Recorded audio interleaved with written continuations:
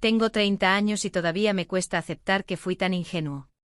Trabajo como supervisor en una empresa de logística en el norte de Chile, una de esas bodegas enormes donde todo se mueve rápido, donde los números mandan y un error pequeño puede costarte el puesto.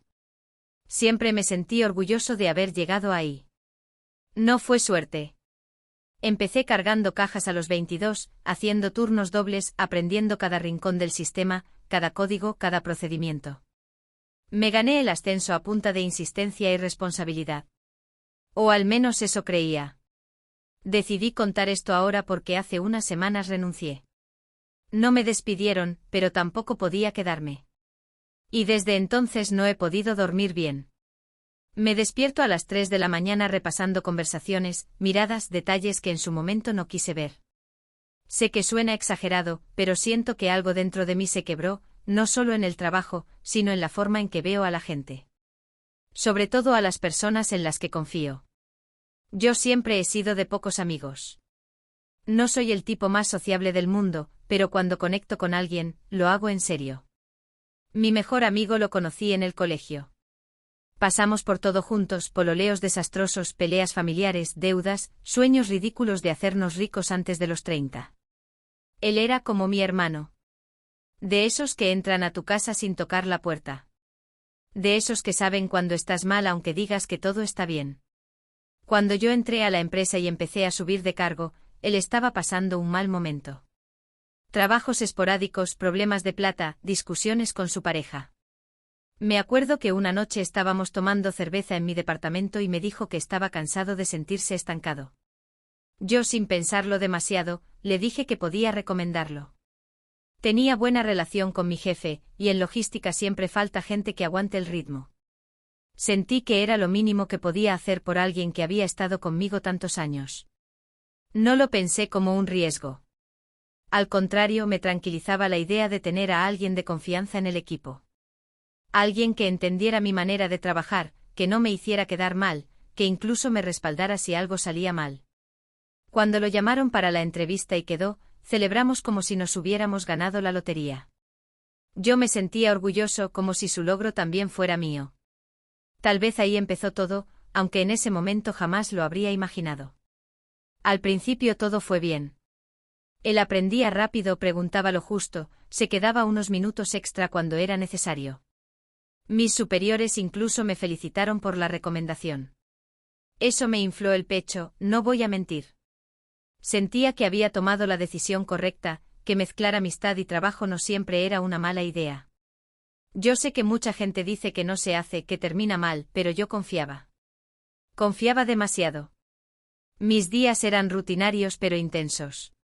Revisar inventarios, coordinar despachos, firmar reportes, responder llamadas a cualquier hora. La responsabilidad del turno caía directamente sobre mí.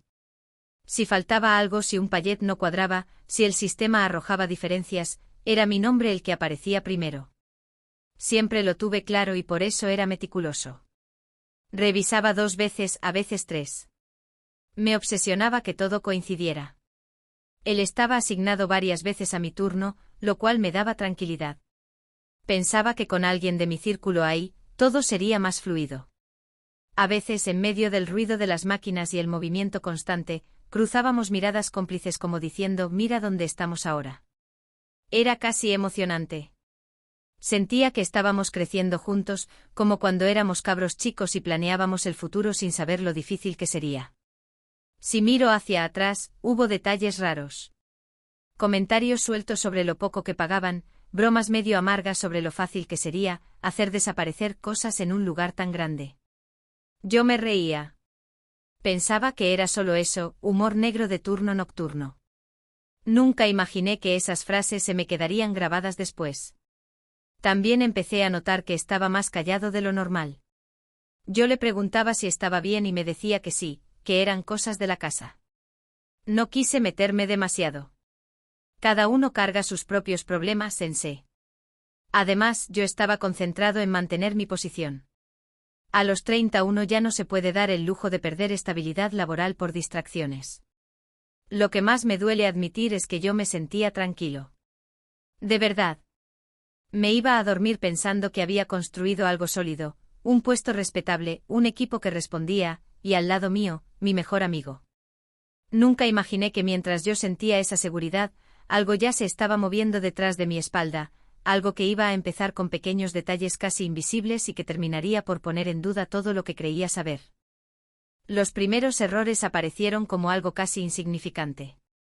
Una diferencia pequeña en el inventario, un par de cajas que el sistema marcaba como despachadas pero que físicamente no estaban donde debían. Nada grave, según mi jefe. Pasa, me dijo. Y yo también lo pensé. En una bodega tan grande con tantos movimientos diarios, es normal que haya desajustes. Me lo repetí varias veces para no darle más vueltas. El problema fue que empezaron a repetirse. Siempre cosas chicas, siempre dentro de un margen que no encendía alarmas mayores, pero suficientes para que yo tuviera que dar explicaciones. Y lo que más me incomodó no fue el error en sí, sino que casi siempre coincidían con mis turnos como supervisor principal. Al principio lo tomé como mala suerte. Pensé que simplemente me estaba tocando lidiar con los días más pesados. Recuerdo una reunión breve en la oficina. Mi jefe revisando el reporte en la pantalla, frunciendo el ceño. No me gritó ni nada, pero esa mirada, esa mezcla de duda y advertencia. Me dijo que confiaba en mí, que por algo me había dado el cargo, pero que tenía que ajustar el control. Salí de ahí con un nudo en el estómago. No era un reto formal, pero sí una señal. Empecé a revisar todo con más cuidado. Me quedaba después del turno verificando pallets, cruzando datos, mirando registros de ingreso y salida. A veces mi amigo se quedaba conmigo. Me decía que me estaba obsesionando, que no podía cargar con todo yo solo. Se reía, me daba palmadas en la espalda, intentaba bajarle el perfil. Yo quería creerle. De verdad quería creer que solo estaba siendo paranoico. Pero había momentos raros. Silencios que antes no existían. Yo le preguntaba si había notado algo extraño y me respondía demasiado rápido que no o cambiaba el tema. Una vez le mencioné que las diferencias parecían concentrarse en ciertos productos específicos, y lo noté tenso como si hubiera tocado algo incómodo. Quizás fue idea mía, no lo sé. A veces uno empieza a imaginar cosas cuando está bajo presión. También me llamó la atención que comenzó a pedir más cambios de turno. Justo en días donde después aparecían descuadres. No siempre, pero sí lo suficiente como para que mi cabeza empezara a hacer conexiones que no quería hacer. Y eso me hacía sentir culpable. ¿Por qué? ¿Cómo iba a desconfiar de él? Era mi mejor amigo. El mismo que me había acompañado cuando mi viejo estuvo hospitalizado. El mismo que conocía mis inseguridades más profundas. Hubo una noche en particular que todavía me da vueltas. Estábamos cerrando turno y noté que uno de los racks estaba desordenado, algo inusual. Él me dijo que seguramente el equipo anterior lo había dejado así. Lo dijo con tanta naturalidad que no dudé. Pero cuando revisé el sistema más tarde, los movimientos figuraban dentro de nuestro horario. Se lo comenté y me respondió que tal vez alguien había usado su clave por error. Eso ya me sonó raro. En esa empresa las claves son personales, intransferibles. Él lo sabía. Esa fue la primera vez que sentí un frío extraño en el pecho. No era enojo, era algo más confuso. Como si mi intuición estuviera tratando de decirme algo y yo me negara a escucharlo. Me repetía que no tenía pruebas, que solo eran coincidencias mal interpretadas. Incluso llegué a pensar que el problema podía ser yo, que tal vez estaba perdiendo el control del equipo y buscaba un culpable externo para no asumirlo. Empecé a dormir peor. Llegaba a mi departamento agotado, pero mi cabeza seguía repasando los movimientos del día. Abría el celular y revisaba mentalmente los horarios, los nombres asignados a cada zona. Y siempre, de alguna forma, su nombre aparecía cerca de donde algo no cuadraba. No directamente, no de manera obvia. Pero lo suficiente para que mi tranquilidad empezara a desmoronarse. Lo más difícil era que frente a mí seguía siendo el mismo. Me hablaba de sus problemas de plata, de las discusiones con su pareja, de lo ahogado que se sentía. Yo lo escuchaba y sentía compasión. Pensaba que tal vez esa tensión se reflejaba en su trabajo, que estaba distraído. Intenté ayudarlo, ofrecerle horas extra, recomendarlo para tareas mejor pagadas dentro del turno. Él aceptaba, me agradecía, incluso me decía que yo era el único que siempre estaba para él. Y cada vez que decía eso, algo dentro de mí se apretaba. Porque mientras más me agradecía, más incómodo me sentía con esas pequeñas señales que no lograba ignorar del todo.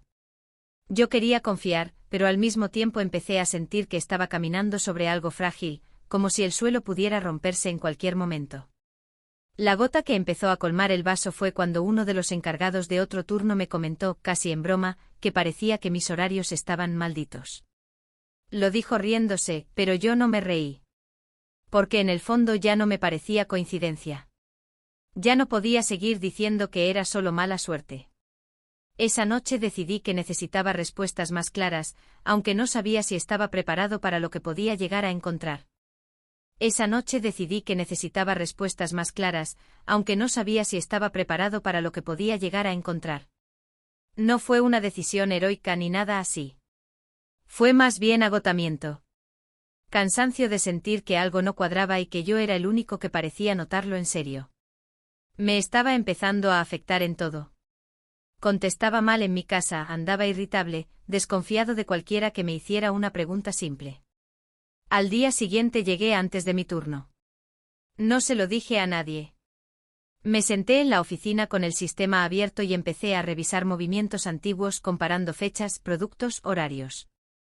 Al principio todo parecía normal, pero cuando me enfoqué solo en los días donde había descuadres, el patrón empezó a hacerse más evidente. No era algo exagerado, no era como si su nombre apareciera como responsable directo de cada diferencia, pero sí estaba siempre cerca. Siempre figuraba en la misma zona o en una operación vinculada a los productos faltantes. Sentí un calor incómodo en el cuello. Me repetía que podía ser coincidencia. En logística todos nos movemos por varias áreas, es normal cruzarse en registros. Pero mientras más revisaba, más me costaba sostener esa excusa. Empecé a anotar en una libreta los horarios exactos en que se registraban las salidas y quiénes estaban asignados en ese momento.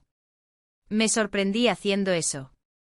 Yo que siempre fui relajado con él, ahora estaba armando casi un caso mental. Hubo un día que me marcó más que los otros. Estábamos en pleno turno cargando un despacho grande y noté que él se ofreció demasiado rápido para reorganizar un sector donde justo habían aparecido diferencias días atrás.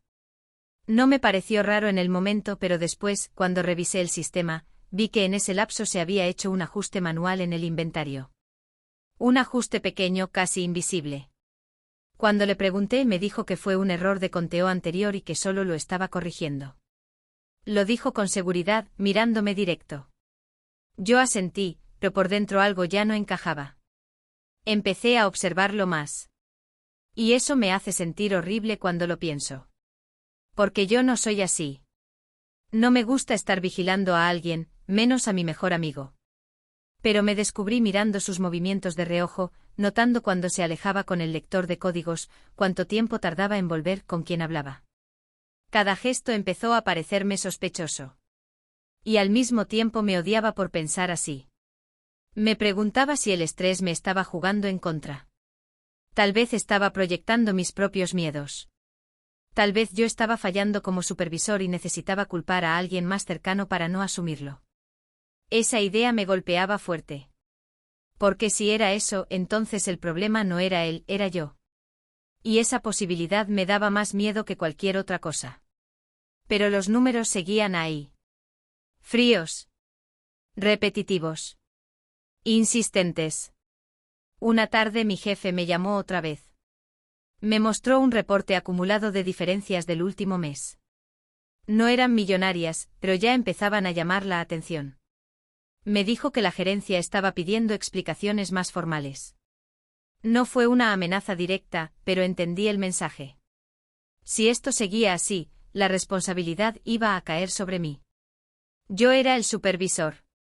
Salí de esa oficina con la sensación de que el tiempo se me estaba acabando.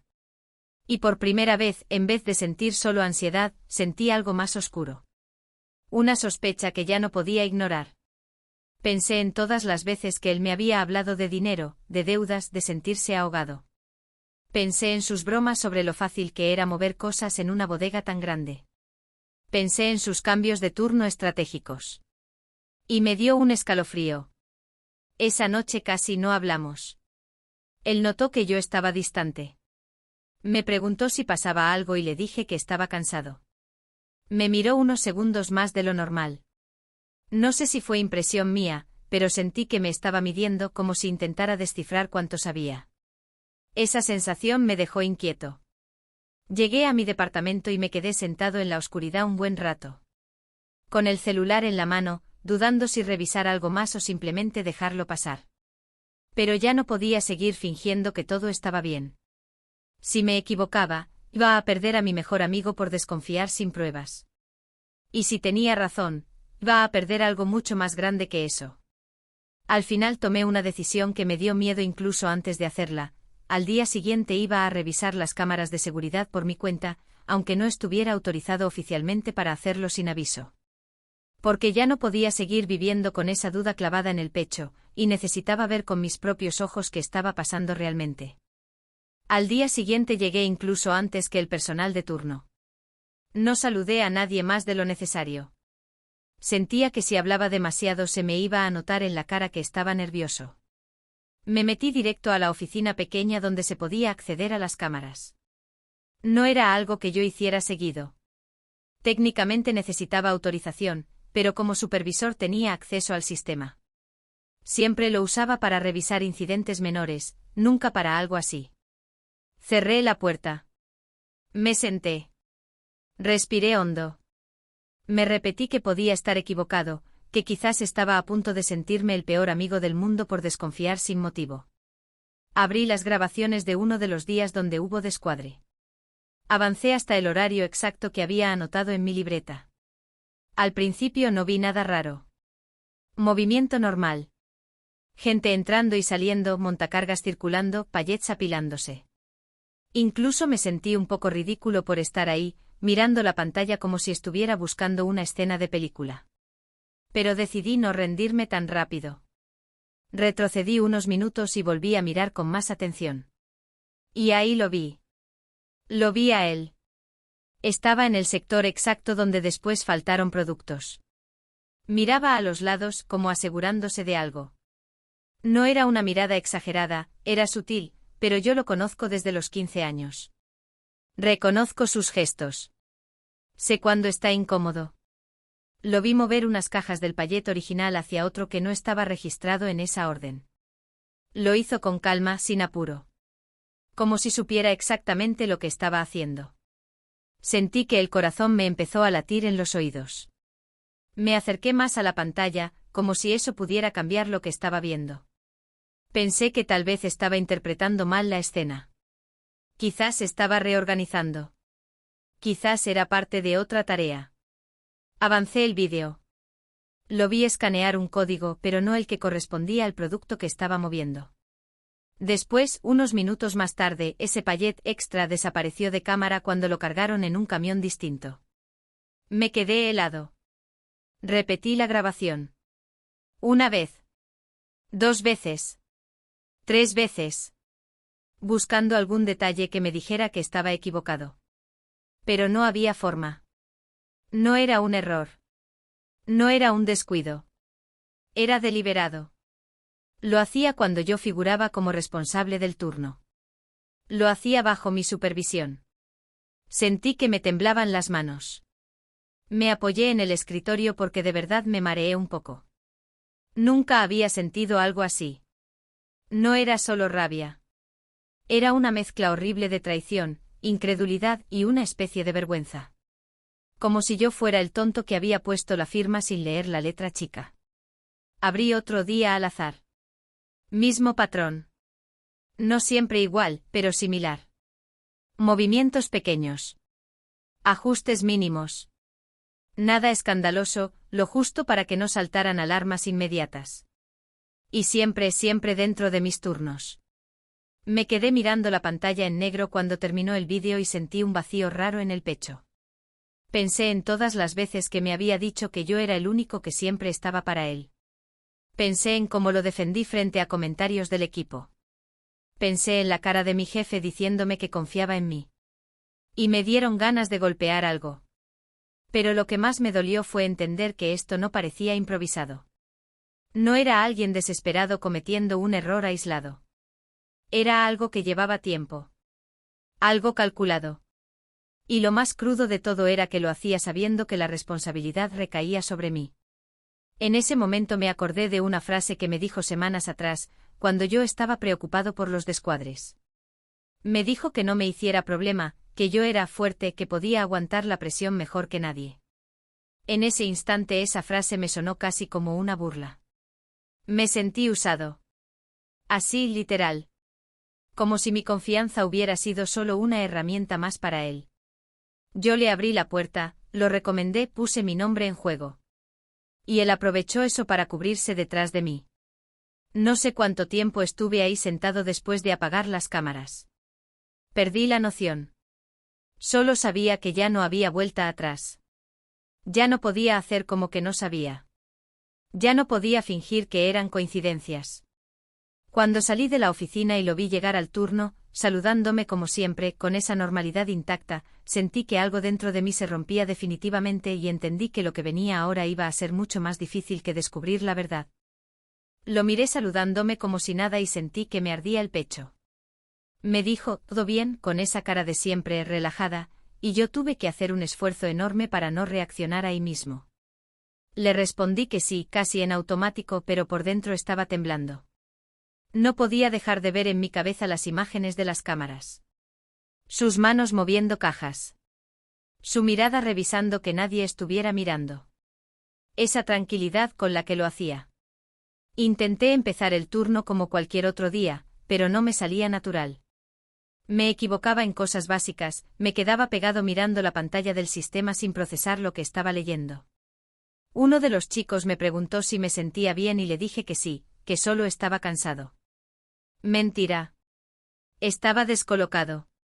Sentía que me habían movido el piso. Pasaron un par de horas así, en una tensión que solo yo conocía. Lo observaba sin querer hacerlo. Cada vez que él se movía a algún sector, mi estómago se apretaba. En un momento lo vi cargar un pallet, y algo dentro de mí explotó. No lo pensé. Solo caminé directo hacia él y le dije que necesitaba hablar ahora.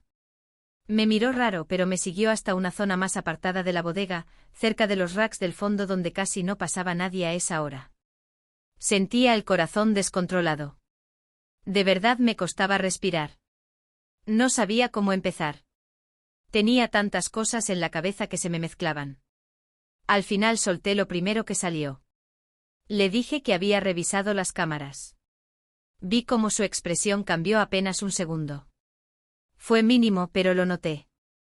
Después intentó mantener la calma. Me preguntó por qué había hecho eso que estaba buscando. Esa respuesta me dio más rabia que cualquier otra cosa. Como si el problema fuera que yo hubiera revisado. Le dije que no se hiciera el tonto. Que lo había visto moviendo productos fuera de registro. Que sabía exactamente en qué fechas y en qué horarios. Mi voz empezó a subir sin que pudiera controlarlo. Sentí que me escuchaba a mí mismo hablando y no me reconocía. Yo no soy de confrontar así. Pero en ese momento no podía contener nada. Al principio lo negó. Me dijo que estaba interpretando mal, que seguramente no entendía el contexto. Me habló de ajustes, de errores del sistema. Yo le repetía que no me mintiera, que ya había visto suficiente. Sentía que me hervía la sangre. No era solo por el trabajo. Era por todo. Y entonces cambió el tono. Dejó de negarlo. Bajó la mirada y me dijo casi en un susurro que necesitaba el dinero. Que estaba ahogado. Que nadie iba a notar esas pequeñas diferencias. Que la empresa ganaba millones y que lo que él hacía no era nada comparado con eso. No lo podía creer. De verdad no lo podía creer. Le pregunté por qué lo hacía en mis turnos. Porque justo cuando yo figuraba como responsable. Y ahí fue cuando me dijo algo que todavía me retumba en la cabeza. Me dijo que yo era el único que podía aguantar la culpa. Que confiaban en mí. Que si había diferencias, nadie sospecharía de inmediato algo más grave porque yo siempre había sido intachable.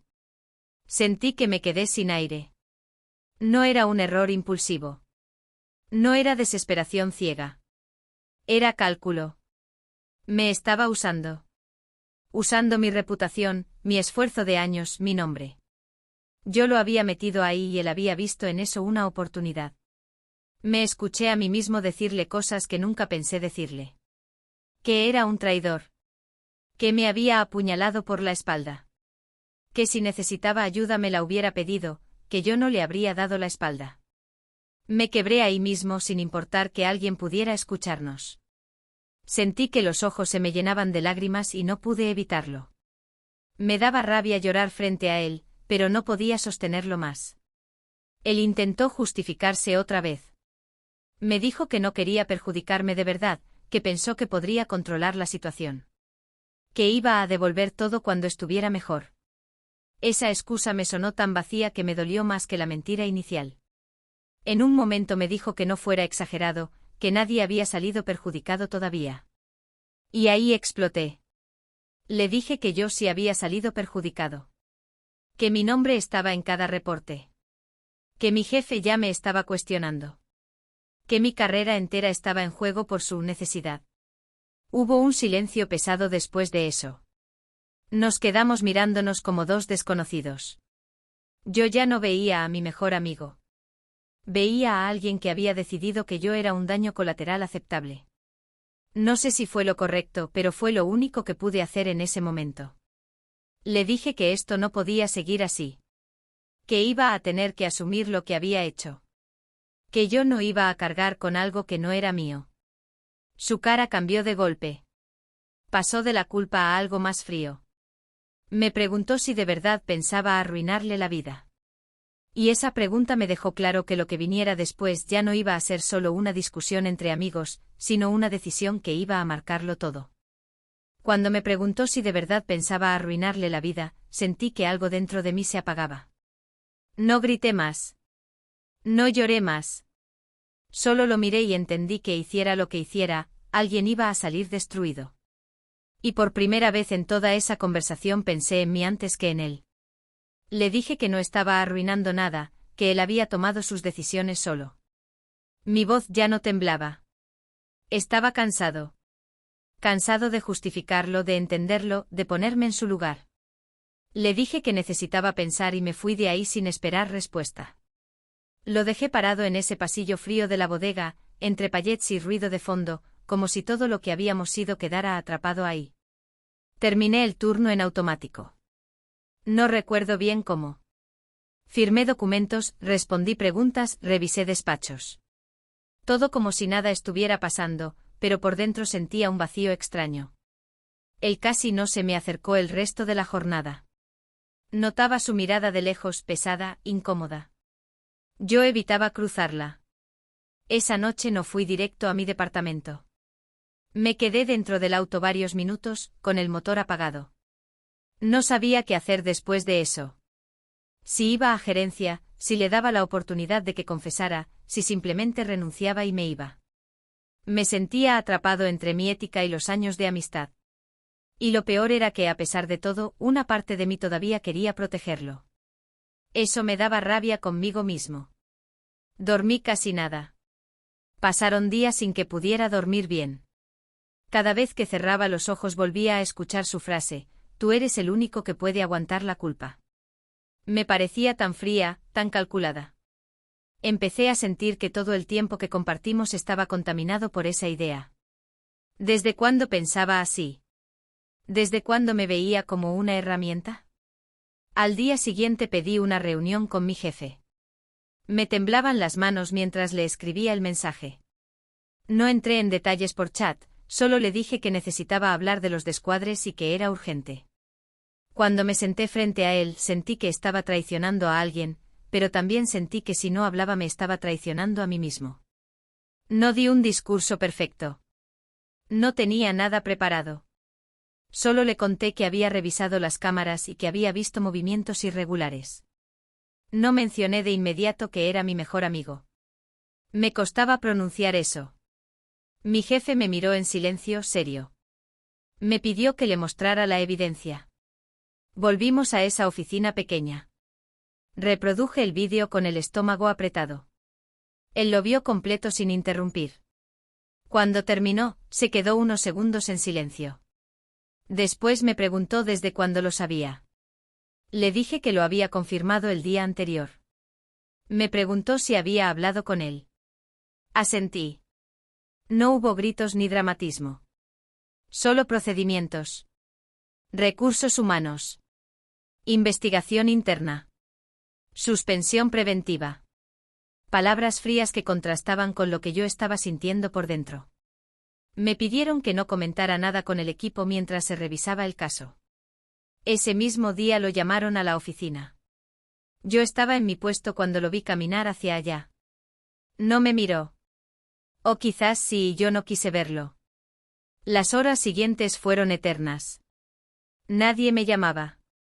Nadie me preguntaba nada. El silencio fue peor que cualquier grito. Cuando salió, ya no llevaba el chaleco de la empresa. Pasó cerca mío y se detuvo un segundo. Pensé que iba a decir algo, cualquier cosa. Pero solo me miró con una mezcla rara de enojo y decepción, como si yo fuera el que lo había traicionado. Se fue sin despedirse. Los días siguientes fueron extraños. Oficialmente seguía siendo supervisor, pero la confianza ya estaba dañada. No directamente por parte de la empresa, sino en el ambiente. Los rumores empezaron a circular. Algunos sabían que yo lo había recomendado. Algunos sabían que la investigación se originó desde mi turno. Sentía las miradas. No eran acusaciones abiertas, pero estaban ahí. En mi casa tampoco estaba bien. Me aislé. Dejé de contestar mensajes. Mi mamá me preguntó si me pasaba algo y le dije que era estrés laboral. No tenía fuerzas para contar toda la historia. Me sentía agotado emocionalmente, como si hubiera corrido una maratón sin moverme del lugar. Y aunque había hecho lo que consideraba correcto, no me sentía en paz. Sentía culpa. Sentía rabia. Sentía una tristeza profunda por haber perdido a alguien que fue importante en mi vida. A veces pensaba que tal vez debí darle más tiempo o otra oportunidad. Otras veces me repetía que si no actuaba, el que habría terminado fuera era yo. Seguí trabajando unas semanas más, pero ya no era lo mismo. Cada rincón de la bodega me recordaba lo que pasó. Cada reporte de inventario me tensaba el cuerpo. Empecé a preguntarme si realmente quería seguir en un lugar que ahora asociaba con traición y desconfianza. Y fue ahí cuando empecé a considerar una decisión que jamás pensé que tomaría. Durante semanas me repetí que solo era una etapa incómoda, que el tiempo iba a acomodar todo, que la empresa seguiría funcionando y yo volvería a sentirme seguro en mi puesto. Pero no pasó. Cada vez que cruzaba la bodega sentía una presión en el pecho, como si el aire pesara más ahí dentro. Seguía haciendo mi trabajo bien, incluso mejor que antes. Revisaba todo con una precisión casi obsesiva. No quería que nadie pudiera dudar de mí otra vez. Pero esa necesidad de demostrar constantemente que yo no era parte de lo que pasó me estaba consumiendo. Me iba a dormir repasando números. Me despertaba pensando en auditorías. Ya no era solo responsabilidad, era miedo. A veces pienso que si hubiera hecho las cosas diferente, si no lo hubiera recomendado, si no hubiera mezclado amistad con trabajo, si hubiera notado las señales antes. Me hago esas preguntas seguido, aunque sé que no cambian nada. Me cuesta aceptar que confiar no es un error en sí mismo. Pero después de todo lo que pasó, me volví más desconfiado. Más frío. Con el tiempo entendí cosas que en ese momento no quería ver. Entendí que yo también me beneficiaba de tenerlo ahí. Me gustaba sentir que ayudaba a alguien, que era el que resolvía, el que daba oportunidades. Tal vez había algo de orgullo en eso. Tal vez no solo lo hice por él, sino también por mí. Y eso me incomoda admitirlo. También entendí que durante semanas ignoré señales claras porque no quería perder la imagen que tenía de él. Me aferré a la versión antigua de nuestra amistad, a los recuerdos del colegio, a las risas, a las promesas absurdas de juventud. Me costaba aceptar que la gente cambia, que las presiones sacan lados que uno no conoce. O que tal vez siempre estuvieron ahí y yo no los quise ver. No sé si merecía lo que me pasó, pero tampoco sé si fui completamente inocente. Fui ingenuo, sí. Fui confiado hasta el punto de poner en riesgo mi estabilidad. Y aunque hice lo correcto al final, me demoré en hacerlo. Parte de mí quiso protegerlo hasta el último momento. Eso todavía me duele. Después de que lo despidieron, no volvimos a hablar. Me escribió un mensaje semanas después. No lo respondí. Lo leí varias veces. Decía que esperaba que algún día entendiera por qué lo hizo. Que no era personal. Esa frase me dio vueltas durante días. ¿Cómo que no era personal? Si usó mi nombre, mi cargo, mi confianza. Para mí fue lo más personal que pudo haber. He cambiado desde entonces, pero no estoy seguro de si fue para bien. Me volví más reservado. Ya no cuento mis planes a cualquiera. Ya no recomiendo a nadie sin pensarlo 1000 veces. Incluso con mi familia me noto distinto, más distante. Como si estuviera siempre evaluando qué tanto puedo confiar. Y eso me pesa. Renuncié porque sentí que si me quedaba iba a convertirme en alguien que no quería ser. Un tipo amargado, paranoico, revisando cámaras más que viviendo. Cuando entregué mi carta sentí alivio, pero también miedo. Dejar un trabajo estable a los 30 no es cualquier cosa. No tenía otro contrato firmado. Solo sabía que necesitaba salir de ahí para poder respirar sin recordar todo. Ahora estoy en otro rubro, algo más tranquilo. No gano exactamente lo mismo, pero duermo mejor. A veces igual me despierto pensando en esa bodega, en ese pasillo donde lo enfrenté. Hay noches en que me pregunto si él realmente se arrepiente o si todavía cree que yo exageré. Y aunque intento soltarlo, hay una parte de mí que sigue procesándolo. Aprendí que la traición no siempre viene de desconocidos. A veces viene de la persona que más historia comparte contigo. Y eso es lo que más cuesta digerir. No es solo perder a alguien, es perder la versión que tenías de esa persona. Hoy puedo hablar de esto sin sentir que me ahogo, pero todavía hay algo inconcluso dentro de mí. Porque aunque ya no trabajemos juntos y nuestras vidas hayan tomado caminos distintos, hay una última cosa que pasó después de todo esto que terminó de cerrar, o romper, definitivamente lo que quedaba entre nosotros. Porque aunque ya no trabajemos juntos y nuestras vidas hayan tomado caminos distintos, hay una última cosa que pasó después de todo esto que terminó de cerrar, o romper, definitivamente lo que quedaba entre nosotros. Unos meses después de renunciar, cuando ya estaba empezando en mi nuevo trabajo y mi rutina se sentía un poco más estable, me lo encontré por casualidad. No fue algo planeado. Fue en un supermercado, un martes cualquiera en la tarde. Yo estaba haciendo la fila con un par de cosas en la mano y de pronto lo vi a unos metros, mirando una góndola como si estuviera concentrado en elegir algo simple. Sentí ese golpe en el estómago que no sentía hacía semanas. Mi primer impulso fue irme. Dar media vuelta y evitar el momento incómodo. Pero me quedé ahí. No sé si por orgullo o por cansancio de seguir huyendo. Él también me vio. Nuestros ojos se cruzaron y hubo unos segundos raros, suspendidos. Se acercó primero. No hubo abrazos. No hubo sonrisas. Solo un hola seco. Me preguntó cómo estaba. Le dije que bien, trabajando en otra cosa. Me dijo que él también estaba buscando estabilidad, que no había sido fácil después de lo que pasó. Hablaba en un tono más bajo, menos desafiante que aquel día en la bodega. Por un momento casi pude reconocer al amigo que conocí a los 15 años. Y entonces me pidió disculpas. No fue un discurso largo. Solo dijo que se equivocó, que estaba desesperado y que tomó la salida más fácil. Que nunca pensó que yo iba a llegar tan lejos con el tema. Esa frase me atravesó de nuevo. No porque fuera ofensiva, sino porque confirmaba algo que ya sabía, él calculó mal. Pensó que yo iba a cubrirlo, a callar, a cargar con eso. Le dije que no lo hice para perjudicarlo, que lo hice porque no podía vivir con la idea de que me estuvieran usando. Me escuché hablar con una calma que no sentía. Le dije que lo que más me dolió no fue el robo en sí, sino que hubiera decidido que yo era el soporte perfecto para su plan. Que eso fue lo que rompió todo. Él bajó la mirada. Me dijo que lo sabía. Que en el fondo siempre lo supo. Nos quedamos en silencio unos segundos. No había mucho más que decir. No había forma de volver atrás.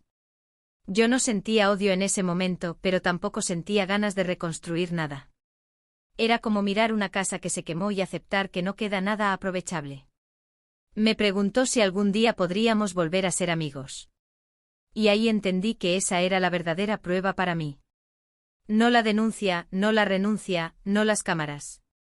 Esa pregunta simple. Lo pensé unos segundos. Sentí tristeza, porque una parte de mí habría querido decir que sí. Habría querido creer que todo fue un error aislado, una mala racha. Pero aprendí algo en todo este proceso: no se trata solo de perdonar, se trata de poder volver a confiar. Y yo ya no podía. Le dije que no lo odiaba. Que esperaba que le fuera bien. Pero que no podía fingir que nada pasó. Que para mí la amistad se quebró en el momento en que decidió que yo era el que podía aguantar la culpa. Y que eso no se repara con el tiempo. No discutimos. No insistió. Solo asintió. Nos despedimos como dos conocidos que compartieron algo importante en el pasado y nada más. Cuando salí del supermercado me senté en el auto y me quedé en silencio un buen rato. No lloré. No sentí rabia. Sentí una especie de cierre. No sé si algún día voy a entenderlo del todo. No sé si en su lugar yo habría actuado distinto bajo la misma presión. Me gusta pensar que sí, pero la verdad es que uno nunca sabe hasta que está ahí. Lo único que sé es que ese episodio cambió la forma en que veo la lealtad y la responsabilidad. Aprendí que hacer lo correcto a veces duele más que quedarse callado. Que perder a alguien por mantener tus límites no es debilidad. Y que confiar es un riesgo que uno decide asumir, pero no una obligación eterna. A veces todavía lo recuerdo. No con rabia, sino con una mezcla de nostalgia y advertencia. Como una cicatriz que no duele todo el tiempo, pero que me recuerda que alguna vez me corté profundo. Tal vez lo único que me quedó fue aprender a vivir con eso. Con la idea de que no todos los que caminan a tu lado lo hacen en la misma dirección. Y que a veces, para no perderte a ti mismo, tienes que estar dispuesto a soltar incluso a quien juraste que nunca ibas a soltar.